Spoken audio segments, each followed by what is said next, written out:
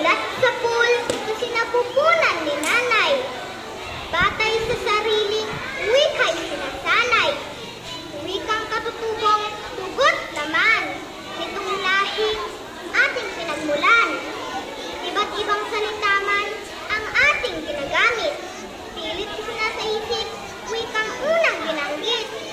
Sa ating bansa nagkakaiba man ng lahi, pagkakaunawaan pa rin ng laging iniisip. Ako, ikaw, tayo ay may dugong Pilipino. Pilipinas ito, bansang ating isaisip at isasuso. Ito ang magdadala sa atin sa iba't ibang panig ng mundo. Pagiging mapagmahal sa kapwa't kahit na sino.